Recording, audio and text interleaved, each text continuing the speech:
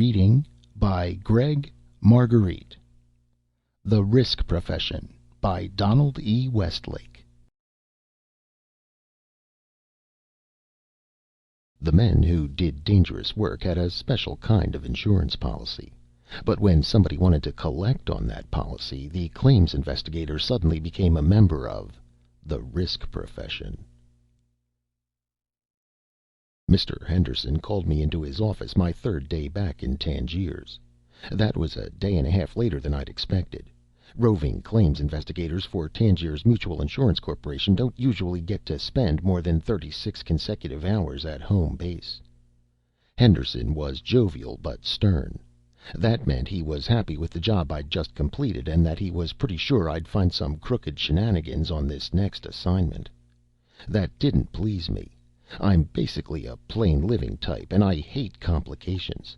I almost wished for a second there that I was back on Fire and Theft in Greater New York, but I knew better than that. As a roving claim investigator, I avoided the more stultifying paperwork inherent in this line of work, and had the additional luxury of an expense account nobody ever questioned. It made working for a living almost worthwhile. When I was settled in the chair beside his desk, Henderson said, "That was good work you did on Luna, Ged. Saved the company a pretty pence." I smiled modestly and said, "Thank you, sir," and reflected to myself for the 1000th time that the company could do worse than split that saving with the guy who made it possible. Me, in other words. "Got a tricky one this time, Ged," said my boss. He had done his back patting. Now we got down to business. He peered keenly at me, or at least as keenly as a round-faced, tiny-eyed fat man can peer. "What do you know about the Risk Profession Retirement Plan?" he asked me. "I've heard of it," I said truthfully. "That's about all." He nodded. "Most of the policies are sold off planet, of course. It's a form of insurance for non-insurables. Spaceship crews, asteroid prospectors, people like that." "I see," I said unhappily. I knew right away this meant I was going to have to go off Earth again. I'm a 1G boy all the way.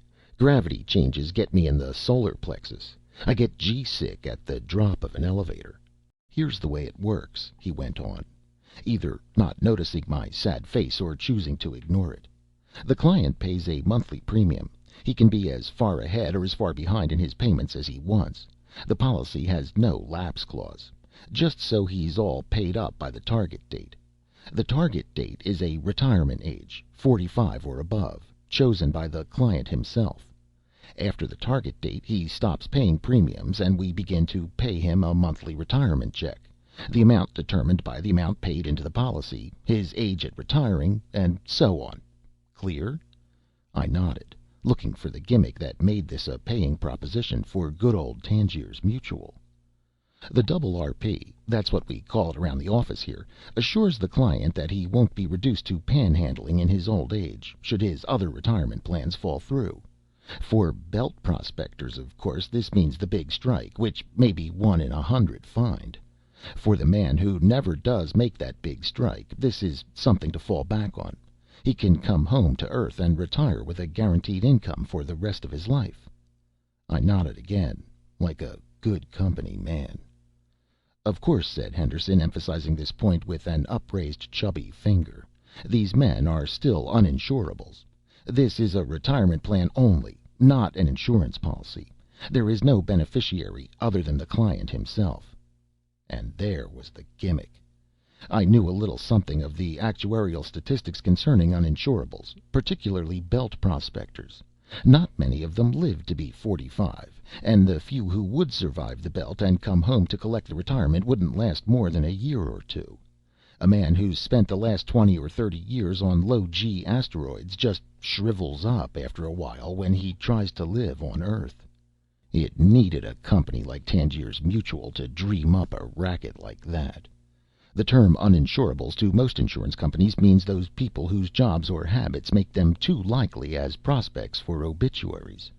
To Tangiers Mutual, uninsurables are people who have money the company can't get at. "Now," said Henderson importantly, "we come to the problem at hand." He ruffled up his up to now neat in basket and finally found the folder he wanted. He studied the blank exterior of this folder for a few seconds, pursing his lips at it, and said, "One of our clients under the RRP was a man named Jafe McCann." "Was?" I echoed. He squinted at me, then nodded at my sharpness. "That's right. He's dead." He sighed heavily and tapped the folder with all those pudgy fingers. "Normally," he said, "that would be the end of it. File closed. However, this time there are complications." Naturally. Otherwise he wouldn't be telling me about it. But Henderson couldn't be rushed, and I knew it. I kept the alert look on my face and thought of other things, while waiting for him to get to the point. "2 weeks after Jafe McCann's death," Henderson said, "we received a cash return form on his policy." A cash return form? I'd never heard of such a thing. It didn't sound like anything Tangiers Mutual would have anything to do with. We never return cash.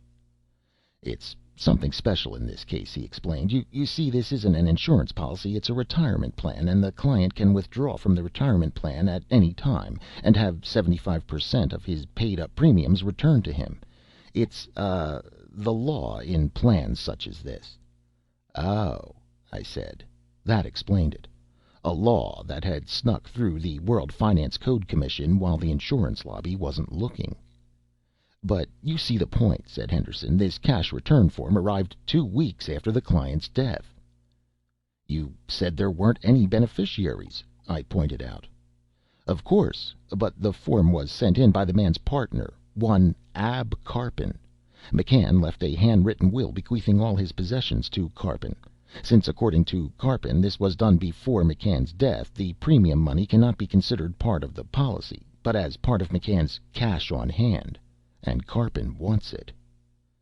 "It can't be that much, can it?" I asked. I was trying my best to point out to him that the company would spend more than it would save if it sent me all the way out to the asteroids, a prospect I could feel coming, and one which I wasn't ready to cry hosannah over. "McCann died," Henderson said ponderously, "at the age of 56. He had set his retirement age at 60.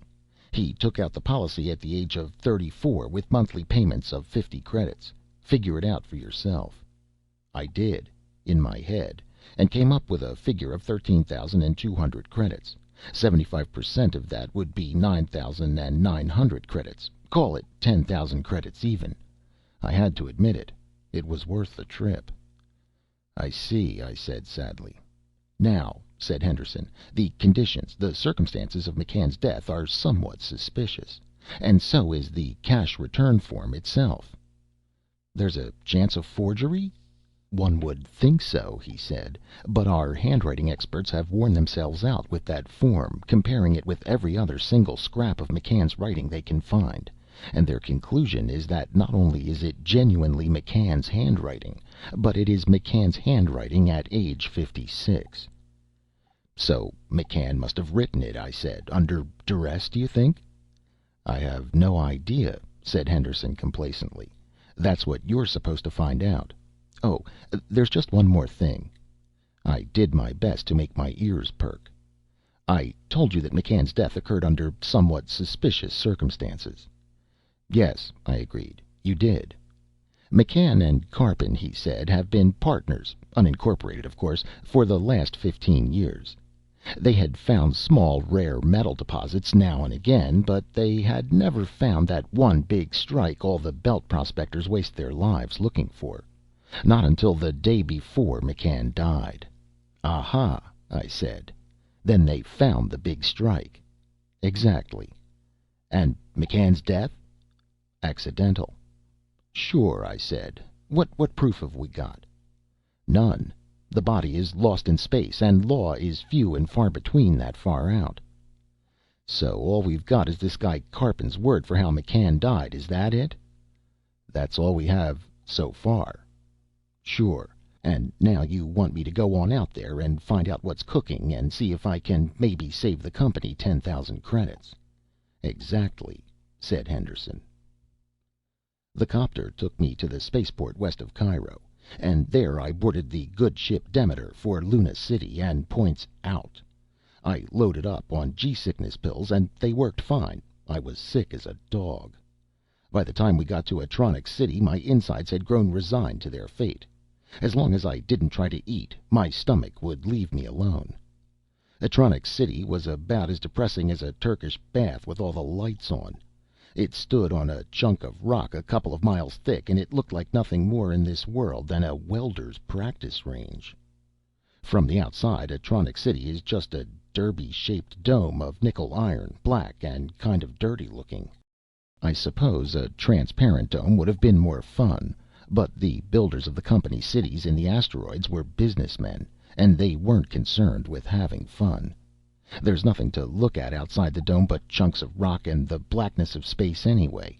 And you've got all this cheap iron floating around in the vicinity, and all a dome's supposed to do is keep the air in. Besides, though the belt isn't as crowded as a lot of people think, there is quite a lot of debris rushing here and there, bumping into things, and a transparent dome would just get all scratched up, not to mention punctured. From the inside, Atronics City is even jollier. There's the top level, directly under the dome, which is mainly parking area for scooters and tuggers of various kinds, plus the office shacks of the assayer's office, the entry authority, the industry troopers, and so on. The next three levels have all been burned into the bowels of the planetoid. Level 2 is the Atronics plant, and a noisy plant it is. Level 3 is the shopping and entertainment area, grocery stores and clothing stores and movie theaters and bars. And Level 4 is housing, 2 rooms and kitchen for the unmarried, 4 rooms and kitchen plus 1 room for each child for the married. All of these levels have one thing in common: square corners painted olive drab. The total effect of the place is suffocating. You feel like you're stuck in the middle of a stack of packing crates. Most of the people living in Atronics City work, of course, for International Atronics Incorporated. The rest of them work in the service occupations, running the bars and grocery stores and so on that keep the company employees alive and relatively happy. Wages come high in the places like Atronics City. Why not? The raw materials come practically for free. And as for working conditions, well, take a for instance. How do you make a vacuum tube? You fiddle with the innards and surround it all with glass. And how do you get the air out? No problem, boy. There wasn't any air in there to begin with. At any rate, there I was at Atronics City. That was as far as Demeter would take me. Now, while the ship went on to Ludlum City and Chemisant City and the other asteroid business towns, my 2 suitcases and I dribbled down the elevator to my hostelry on Level 4. Have you ever taken an elevator ride when the gravity is practically non-existent? Well, don't. You see, the elevator manages to sink faster than you do. It isn't being lowered down to Level 4, it's being pulled down. What this means is that the suitcases have to be lashed down with the straps provided, and you and the operator have to hold on tight to the hand grips placed here and there around the wall.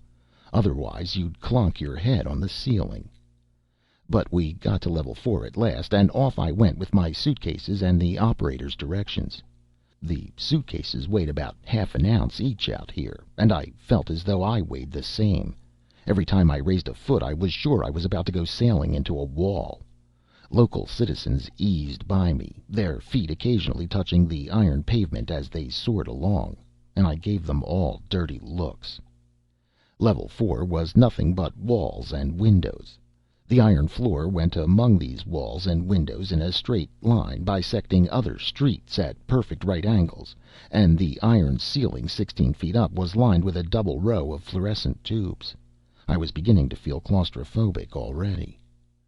The Chalmers Hotel, named for an Atronics vice president, had received my advance registration, which was nice. I was shown to a second-floor room. Nothing on Level 4 had more than 2 stories, and was left to unpack my suitcase as best I may. I had decided to spend a day or 2 at Atronics City before taking a scooter out to Ab Karpin's claim. Atronics City had been Karpin's and McCann's home base. All of McCann's premium payments had been mailed from here, and the normal mailing address for both of them was GPO, Atronics City. I wanted to know as much as possible about Ab Karpin before I went out to see him, and Atronics City seemed like the best place to get my information. But not today. Today My stomach was very unhappy and my head was on sympathy strike. Today I was going to spend my time exclusively in bed, trying not to float up to the ceiling. The Mapping and Registry Office, it seemed to me the next day, was the best place to start. This was where prospectors filed their claims, but it was a lot more than that. The waiting room of the M&R was the unofficial club of the asteroid prospectors. This is where they met with one another, talked together about the things that prospectors discuss, and made and dissolved their transient partnerships. In this way, Karpin and McCann were unusual. They had maintained their partnership for 15 years. That was about 60 times longer than most such arrangements lasted.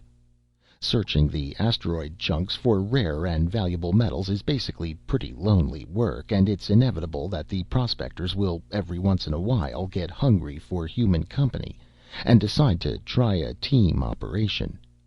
But at the same time, work like this attracts people who don't get along very well with human company.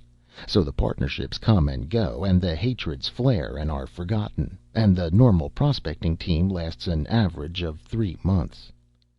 At any rate, it was to the Mapping and Registry Office that I went first, and since that office was up on the first level, I went by elevator. Riding up in that elevator was a heck of a lot more fun than riding down. The elevator whipped up like mad. The floor pressed against the soles of my feet, and it felt almost like good old Earth for a second or two there. But then the elevator stopped, and I held on tight to the hand grips to keep from shooting through the top of the blasted thing. The operator, a phlegmatic sort, gave me directions to the M&R, and off I went, still trying to figure out how to sail along as gracefully as the locals. The Mapping and Registry Office occupied a good-sized shack over near the dome wall, next to the entry lock. I pushed open the door and went on in. The waiting room was cozy and surprisingly large. Large enough to comfortably hold the 6 maroon leather sofas scattered here and there on the pale green carpet, flanked by bronze ashtray stands. There were only 6 prospectors here at the moment, chatting together in 2 groups of 3, and they all looked alike, grizzled, ageless, watery-eyed, their clothing clean but baggy. I passed them and went on to the desk at the far end, behind which sat a young man in official gray, slowly turning the crank of a microfilm reader. He looked up at my approach. I flashed my company identification and asked to speak to the manager. He went away, came back, and ushered me into an office which managed to be Spartan and sumptuous at the same time. The walls had been plastic painted in textured brown. The iron floor had been lushly carpeted in gray, and the desk had been covered with a simulated wood coating. The manager, a man named Teeking, went well with the office. His face and hands were spare and lean, but his uniform was immaculate, covered with every curlicue the regulations allowed. He welcomed me politely but curiously, and I said, I wonder if you know a prospector named Ab Karpin." "Karpin? Of course. He and old Jafe McCann. Pity about McCann. I hear he got killed." "Yes, he did." "And that's what you're here for, eh?" He nodded sagely. "I didn't know the Belt boys could get insurance," he said. "It isn't exactly that," I said. "This concerns a retirement plan, and, well, the details don't matter," which I hoped would end his curiosity in that line. "I was hoping you could give me some background on Karpin, and on McCann, too, for that matter." He grinned a bit. "You saw the men sitting outside?" I nodded. "Then you've seen Karpin and McCann. Exactly the same. It doesn't matter if a man's 30 or 60 or what. It doesn't matter what he looked like before he came out here. If he's been here a few years, he looks exactly like the bunch you saw outside there." "That's appearance," I said. "What I was looking for was personality." "Same thing," he said.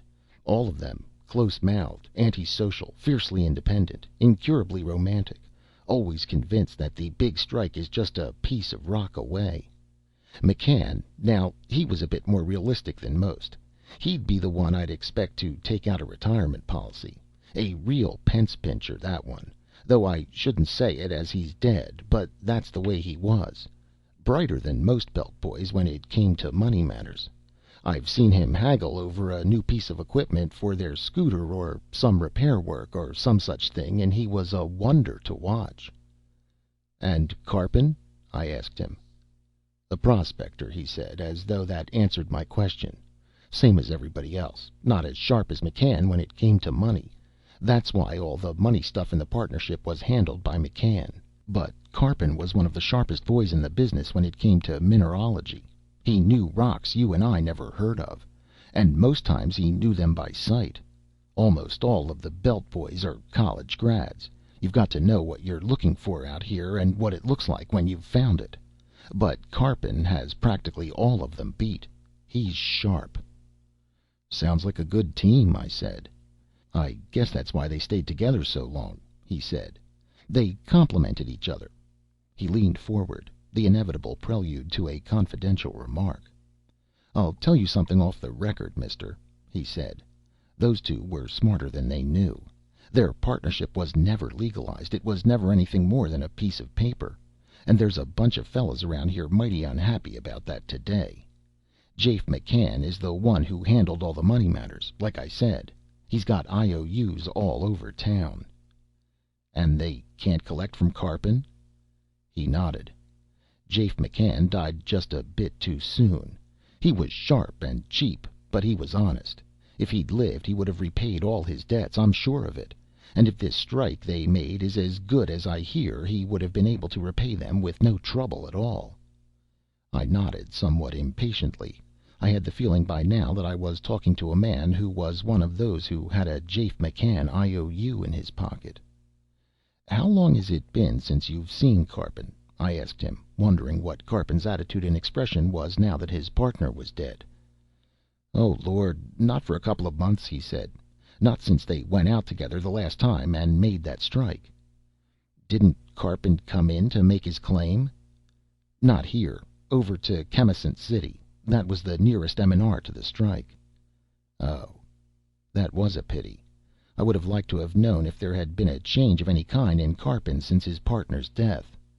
I'll tell you what the situation is," I said with a false air of truthfulness. "We have some misgivings about McCann's death. Not suspicions, exactly. Just misgivings. The timing is what bothers us." "You mean because it happened just after the strike?" "That's it," I answered frankly. He shook his head. "I wouldn't get too excited about that if I were you," he said. "It wouldn't be the first time it's happened. A man makes the big strike after all, and he gets so excited he forgets himself for a minute and gets careless, and you only have to be careless once out here." "That may be it," I said. I got to my feet knowing I'd picked up all there was from this man. "Thanks for your cooperation," I said. "Any time," he said. He stood and shook hands with me. I went back out through the chatting prospectors and crossed the echoing cavern that was Level 1, aiming to rent myself a scooter. I don't like rockets. They're noisy as the dickens, they steer hard and drive erratically, and you can never carry what I would consider a safe emergency excess of fuel. Nothing like the big, steady G interplanetary liners. On those I feel almost human. The appearance of the scooter I was showed at the rental agency didn't do much to raise my opinion of this mode of transportation.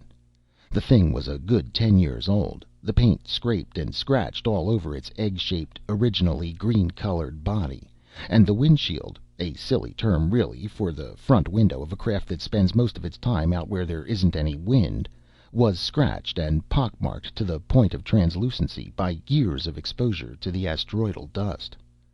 The rental agent was a sharp-nosed, thin-faced type who displayed this refugee from a melting vat without a blush, and still didn't blush when he told me the charges: 20 credits a day plus fuel. I paid without a murmur. It was the company's money, not mine, and paid an additional 10 credits for the rental of a suit to go with it. I worked my way awkwardly into the suit and clambered into the driver's seat of the Relic. I attached the suit to the ship in all the necessary places, and the agent closed and spun the door. Most of the black paint had worn off the handles of the controls, and insulation peeked through rips in the plastic siding here and there. I wondered if the thing had any slow leaks, and supposed fatalistically that it had.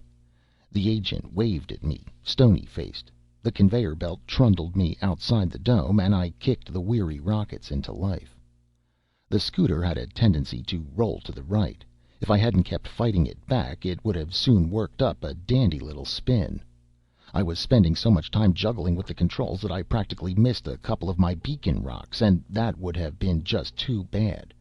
If I'd gotten off the course I had carefully outlined for myself, I'd never have found my bearings again, and I would have just floated around amid the scenery until some passer-by took pity and towed me back home. But I managed to avoid getting lost, which surprised me, and after 4 nerve-wracking hours I finally spotted the yellow-painted X of a registered claim on a half-mile thick chunk of rock dead ahead. As I got closer I spied a scooter parked near the X, and beside it an inflated portable dome. The scooter was somewhat larger than mine, but no newer, and probably even less safe.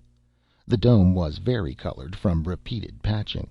This would be the claim, and this is where I would find Karpin, sitting on his property while waiting for the sale to go through. Prospectors like Karpin are freelance men, working for no particular company. They register their claims in their own names and then sell the rights to whichever company shows up first with the most attractive offer. There's a lot of paperwork to such a sale, and it's all handled by the company. While waiting, the smart prospector sits on his claim and makes sure nobody chips off a part of it for himself, a stunt that still happens now and again. It doesn't take too much concentrated explosive to make 2 rocks out of 1 rock, and a man's claim is only the rock with his X on it. I set the scooter down next to the other one and flicked the toggle for the air pumps, then put on the fishbowl and went about unattaching the suit from the ship. When the red light flashed on and off, I spun the door, opened it, and stepped out onto the rock, moving very cautiously. It isn't that I don't believe the magnets in the boot soles will work. It's just that I know for a fact that they won't work if I happen to raise both feet at the same time. I clumped across the crude X to Karpin's dome. The dome had no viewports at all, so I wasn't sure Karpin was aware of my presence. I rapped my metal glove on the metal outer door of the lock, and then I was sure. But it took him long enough to open up. I had just about decided he'd joined his partner in the long sleep when the door cracked open an inch. I pushed it open and stepped into the lock, ducking my head. The door was only 5 feet high, and just as wide as the lock itself, 3 feet. The other dimensions of the lock were height, 6 feet 6, width, 1 foot. Not exactly room to dance in. When the red light high on the left-hand wall clicked off, I rapped on the inner door. It promptly opened. I stepped through and removed the fishbowl.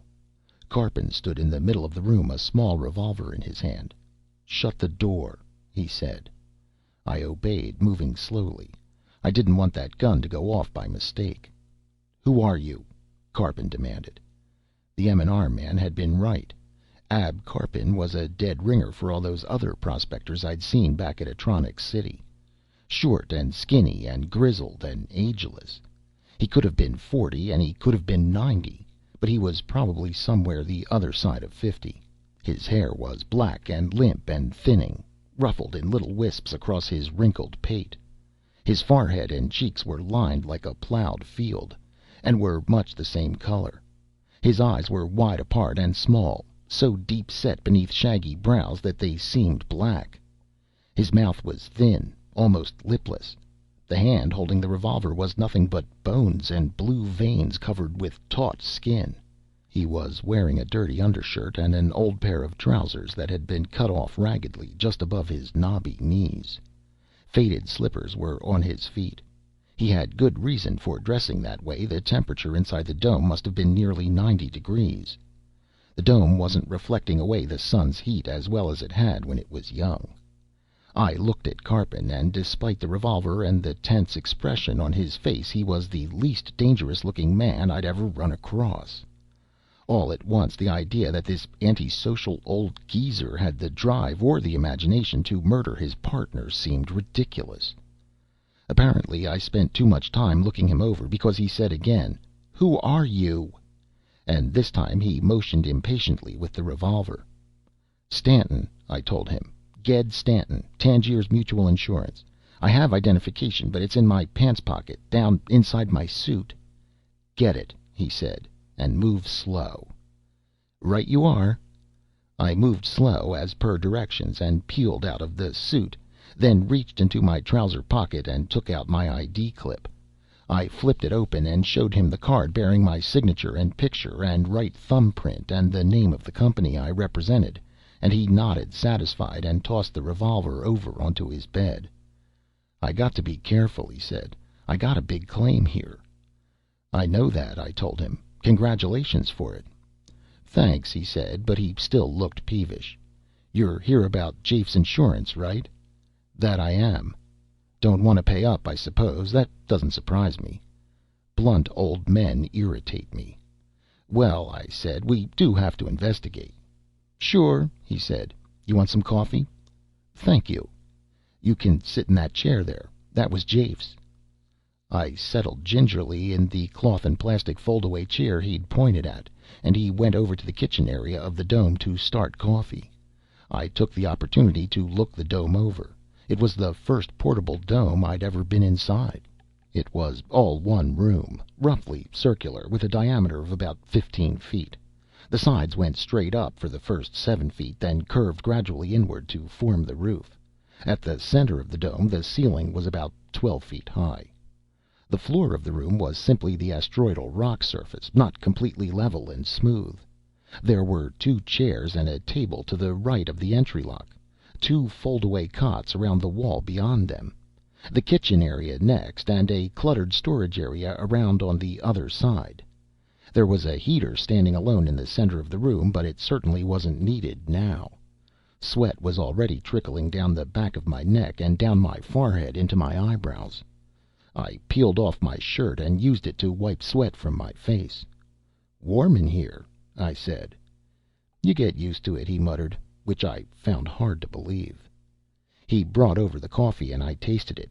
It was rotten, as bitter as this old hermit's soul, but I said, "Good coffee. Thanks a lot." "I like it strong," he said. I looked around at the room again. "All the comforts of home, eh? Pretty ingenious arrangement." "Sure," he said sourly. "How about getting to the point, mister?" There's only one way to handle a blunt old man. Be blunt right back. "I'll tell you how it is," I said. "The company isn't accusing you of anything, but it has to be sure everything's on the up and up before it pays out any 10,000 credits. And your partner just happening to fill out that cash return form just before he died, well, you've got to admit it's a funny kind of coincidence." "How so?" He slurped coffee and glowered at me over the cup. "We made this strike here," he said. "We knew it was the big one. Jafe had that insurance policy of his in case he never did make the big strike. As soon as we knew this was the big one, he said, 'I guess I don't need that retirement now,' and sat right down and wrote out the cash return. Then we opened a bottle of liquor and celebrated, and he got himself killed." The way Karpin said it, it sounded smooth and natural. Too smooth and natural. "How did this accident happen, anyway?" I asked him. "I'm not 100% sure of that myself," he said. "I was pretty well drunk myself by that time. But he put on his suit and said he was going out to paint the X. He was falling all over himself, and I tried to tell him it could wait till we'd had some sleep, but he wouldn't pay any attention to me." "So he went out," I said. He nodded. "He went out first. After a couple minutes I got lonesome in here, so I suited up and went out after him. It happened just as I was going out the lock, and I just barely got a glimpse of what happened." He attacked the coffee again, noisily, and I prompted him, saying, "What did happen, Mr. Karpin?" "Well, he was capering around out there, waving the paint tube and such. There's a lot of sharp rock sticking out around here. Just as I got outside, he lost his balance and kicked out and scraped right into some of that rock and punctured his suit." "I thought his body was lost," I said. He nodded. "It was. The last thing in life Jafe ever did was try to shove himself away from those rocks. That and the force of air coming out of that puncture for the first second or two was enough to throw him up off the surface. It threw him up too high, and he never got back down." My doubt must have showed in my face, because he added, "Mister, There isn't enough gravity on this place to shoot craps with." He was right. As we talked, I kept finding myself holding unnecessarily tight to the arms of the chair. I kept having the feeling I was going to float out of the chair and hover around up at the top of the dome if I were to let go. It was silly, of course. There was some gravity on that planetoid, after all, but I just don't seem to get used to low G. Nevertheless, I still had some more questions. "Didn't you try to get his body back? Couldn't you have reached him?" "I tried to, mister," he said. "Old Jafe McCann was my partner for 15 years, but I was drunk, and that's a fact. And I was afraid to go jumping up in the air for fear I'd go floating away, too." "Frankly," I said, "I'm no expert on low-gravity asteroids, but wouldn't McCann's body just go into orbit around this rock? I mean, it wouldn't simply go floating off into space, would it?" "It sure would," he said. "There's a lot of other rocks out here, too, mister, and a lot of them are bigger than this one and have a lot more gravity pull. I don't suppose there's a navigator in the business who could have computed Jafe's course in advance. He floated up, and then he floated back over the dome here and seemed to hover for a couple of minutes, and then he just floated out and away. His isn't the only body circling the sun with all these rocks, you know." I chewed a lip and thought it all over. I didn't know enough about asteroid gravity or the conditions out here to be able to say for sure whether Karpin's story was true or not. Up to this point, I couldn't attack the problem on a fact basis. I had to depend on feelings now. The hunches and instincts of 8 years in this job, hearing some people tell lies and other people tell the truth. And my instinct said Ab Karpin was lying in his teeth. That dramatic little touch about McCann's body hovering over the dome before disappearing into the void, that sounded more like the embellishment of fiction than the circumstance of truth. And the string of coincidences were just too much. McCann just coincidentally happened to die right after he and his partner made their big strike. He happens to write out the cash return form just before dying. And his body just happens to float away so nobody can look at it and check Karpin's story. But no matter what my instinct said, the story was smooth. It was smooth as glass, and there was no place for me to get a grip on it. What now? There wasn't any hole in Karpin's story, at least none that I could see. I had to break his story somehow, and in order to do that I had to do some nosing around on this planetoid. I couldn't know in advance what I was looking for. I could only look. I'd know it when I found it. It would be something that conflicted with Karpin's story. And for that I had to be sure the story was complete. "You said McCann had gone out to paint the X," I said. "Did he paint it?" Karpin shook his head. "He never got the chance. He spent all his time dancing up till he went and killed himself." "So you painted it yourself?" He nodded. "And then you went on into Atronic City and registered your claim. Is that the story?" "No. Chemisant City was closer than Atronic City right then, so I went there. Just after Jafe's death and everything, I didn't feel like being alone any more than I had to." "You said Chemisant City was closer to you then," I said. "Isn't it now?" "Things move around a lot out here, mister," he said. "Right now, Chemisant City's almost twice as far from here as Atronic City. In about 3 days, it'll start swinging in closer again. Things keep shifting around out here." "So I've noticed," I said. "When you took off to go to Chemisant City, you didn't make a try for your partner's body then?" He shook his head. "He was long out of sight by then," he said. "That was 10, 11 hours later when I took off." "Why's that? All you had to do was paint the X and take off." "Mister, I told you I was drunk. I was falling down drunk, and when I saw I couldn't get at Jafe, and he was dead anyway, I came back in here and slept it off. Maybe if I'd been sober I would have taken the scooter and gone after him. But I was drunk." "I see." And there just weren't any more questions I could think of to ask. Not right now. So I said, "I've just had a shaky 4-hour ride coming out here. Mind if I stick around a while before going back?" "Help yourself," he said, in a pretty poor attempt at genial hospitality. "You can sleep over if you want." "Fine," I said. I think I'd like that." "You wouldn't happen to play cribbage, would you?" he asked, with the first real sign of animation I'd seen in him yet. "I learn fast," I told him. "Okay," he said. "I'll teach you." And he produced a filthy deck of cards and taught me. After losing 9 straight games of cribbage, I quit and got to my feet.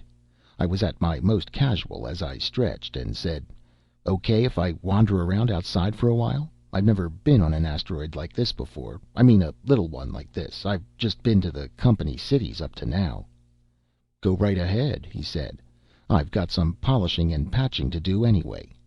He made his voice sound easy and innocent, but I noticed his eyes were alert and wary, watching me as I struggled back into my suit. I didn't bother to put my shirt back on first, and that was a mistake.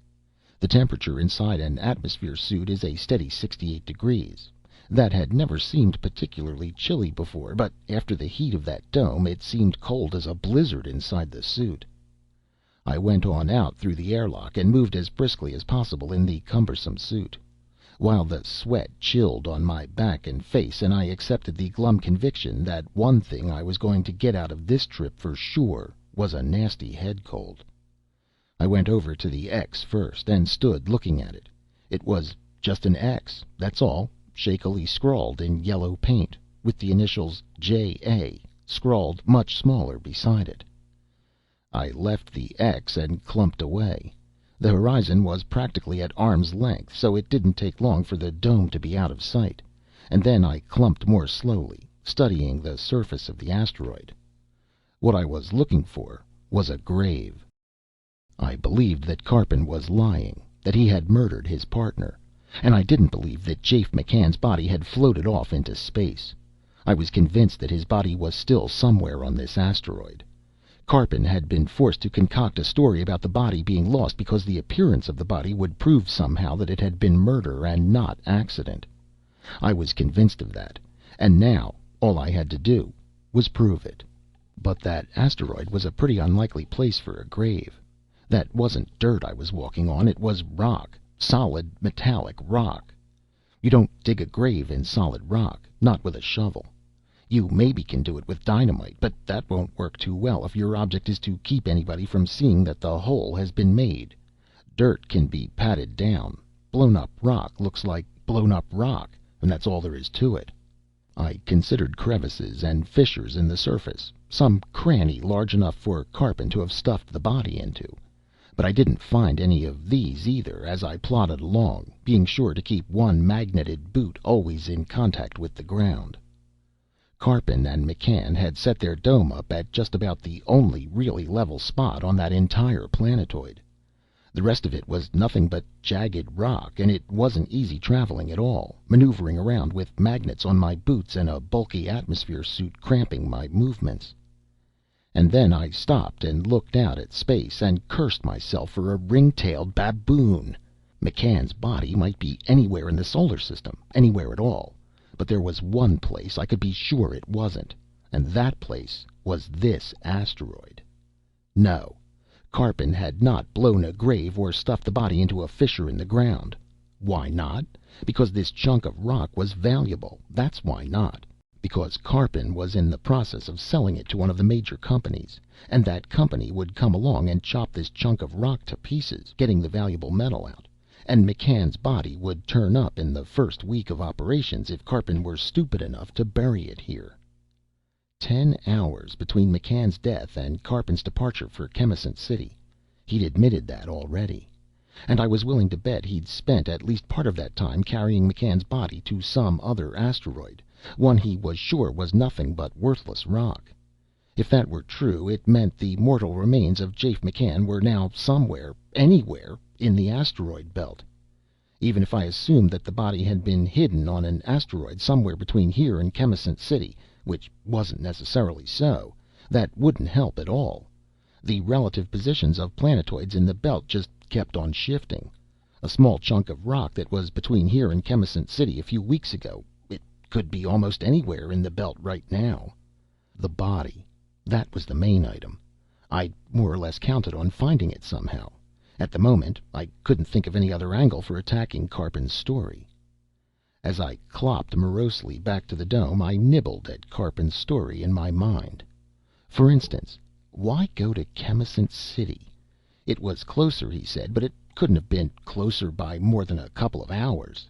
The way I understood it, Karpin was well known back on Atronics City. It was the normal base of operations for he and his partner, and he didn't know a soul at Chemisant City. Did it make sense for him to go somewhere he wasn't known after his partner's death, even if it was an hour closer? No, it made a lot more sense for a man in that situation to go where he's known. Go someplace where he has friends who'll sympathize with him and help him get over the shock of losing a partner of 15 years standing, even if going there does mean traveling an hour longer. And there was always the cash return form. That was what I was here about in the first place. It just didn't make sense for McCann to have held up his celebration while he filled out a form that he wouldn't be able to mail until he got back to Atronics City. And yet the company's handwriting experts were convinced that it wasn't a forgery, and I could pretty well take their word for it. Mulling these things over as I tramped back toward the dome, I suddenly heard a distant bell ringing way back in my head. The glimmering of an idea. Not an idea yet, but just the hint of one. I wasn't sure where it led, or even if it led anywhere at all, but I was going to find out. Karpin opened the doors for me. By the time I'd stripped off the suit, he was back to work. He was cleaning the single unit, which was his combination stove and refrigerator and sink and garbage disposal.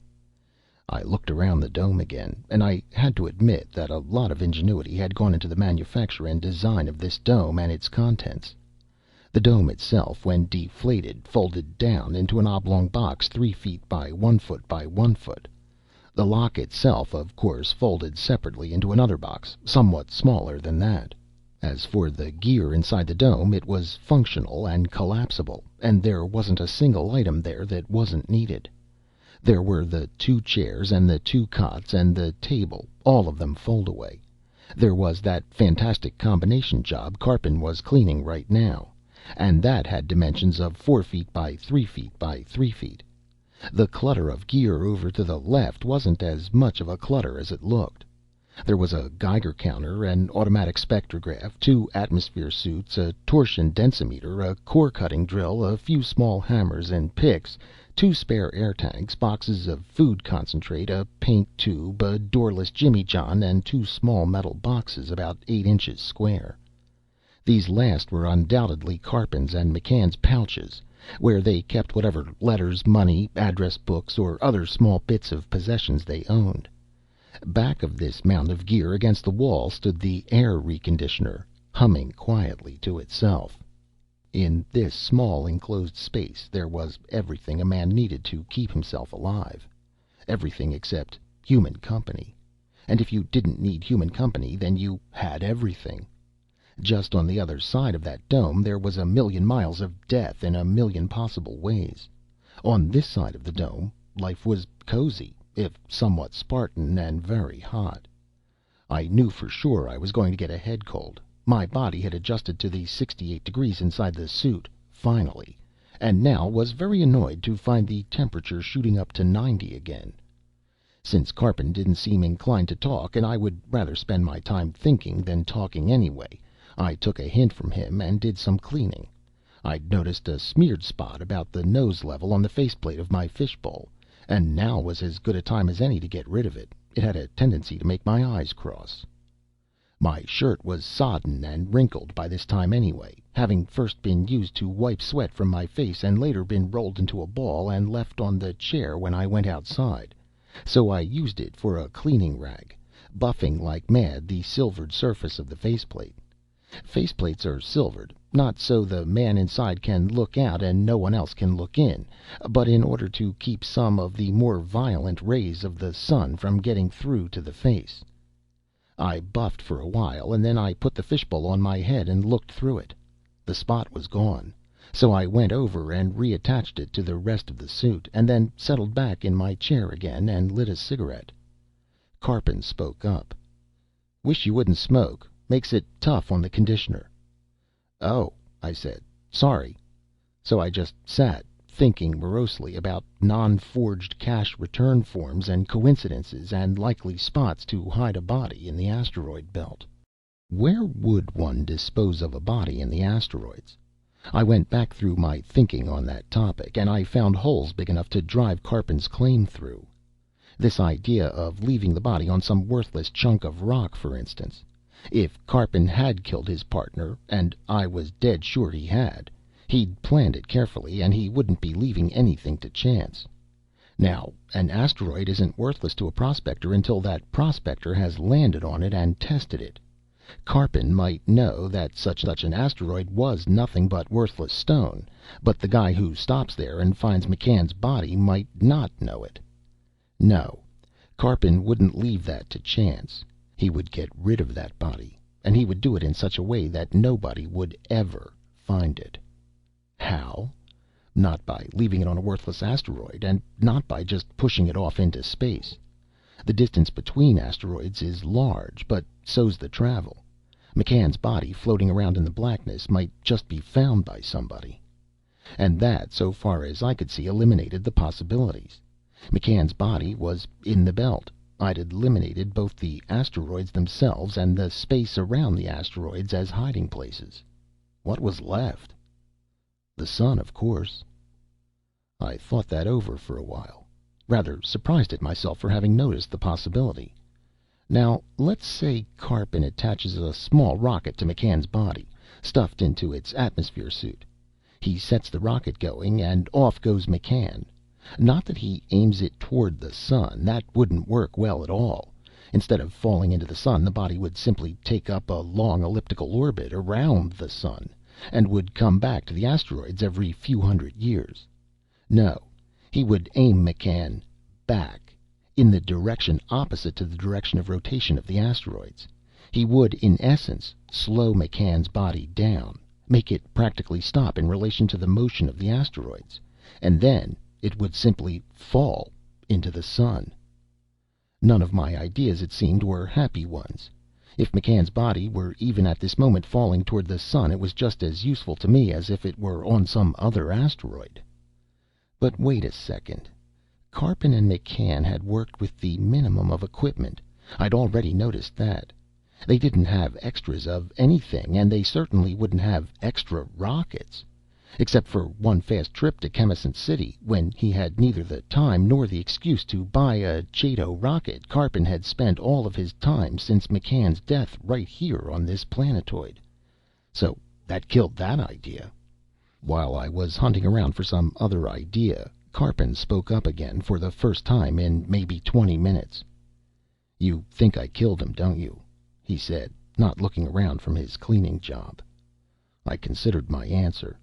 There was no reason at all to be overly polite to this sour old buzzard, but at the same time I am naturally the soft-spoken type. "We aren't sure," I said. "We just think there are some odd items to be explained." "Such as what?" he demanded. "Such as the timing of McCann's cash return form." "I already explained that," he said. "I know. You've explained everything." "He wrote it out himself," the old man insisted. He put down his cleaning cloth and turned to face me. "I suppose your company checked the handwriting already, and Jafe McCann is the one who wrote that form." He was so blasted sure of himself. "It would seem that way," I said. "What other odd items you worried about?" he asked me in a rusty attempt at sarcasm. "Well," I said, "there's this business of going to Chemisant City. It would have made more sense for you to go to Atronics City, where you were known." "Chemisant was closer," he said. He shook a finger at me. "That company of yours thinks it can cheat me out of my money," he said. "Well, it can't. I know my rights. That money belongs to me." "I guess you're doing pretty well without McCann," I said. His angry expression was replaced by one of bewilderment. "What do you mean?" "They told me back at Atronics City," I explained, "that McCann was the money expert and you were the metals expert. And that's why McCann handled all your buying on credit and stuff like that. Looks as though you've got a pretty keen eye for money yourself." "I know what's mine," he mumbled, and turned away. He went back to scrubbing the stove coils again. I stared at his back. Something had happened just then, and I wasn't sure what.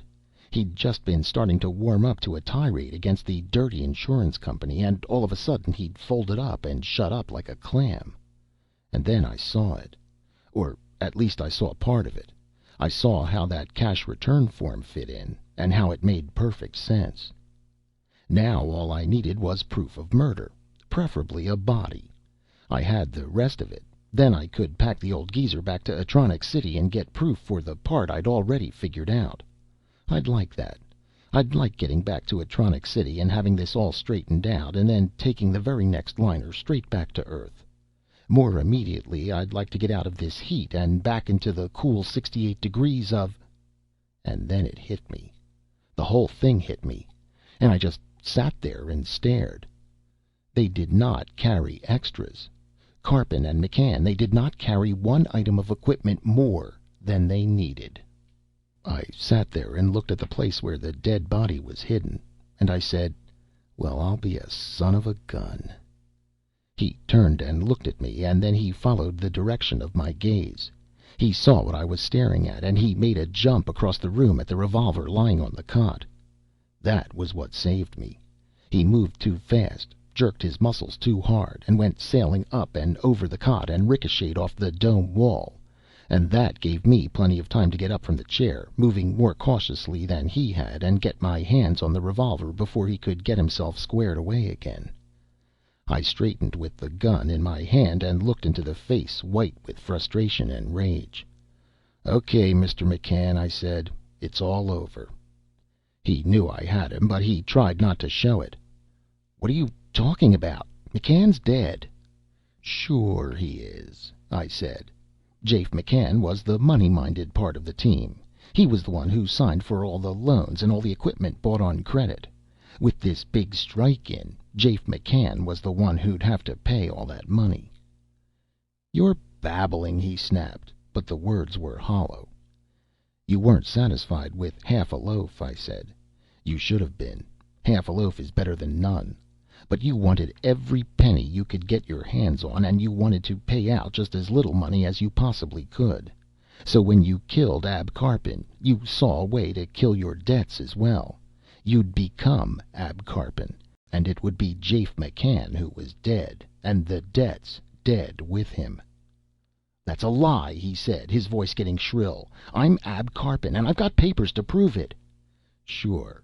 Papers you stole from a dead man. And you might have gotten away with it, too, but you just couldn't leave well enough alone, could you? Not satisfied with having the whole claim to yourself, you switched identities with your victim to avoid your debts. And not satisfied with that, you filled out a cash return form and tried to collect your money as your own heir. That's why you had to go to Chemisant City, where nobody would recognize Ab Karpin or Jafe McCann, rather than to Atronic City, where you were well known." "You don't want to make too many wild accusations," he shouted, his voice shaking. "You don't want to go around accusing people of things you can't prove." "I can prove it," I told him. "I can prove everything I've said. As to who you are, there's no problem. All I have to do is bring you back to Atronic City. There'll be plenty of people there to identify you.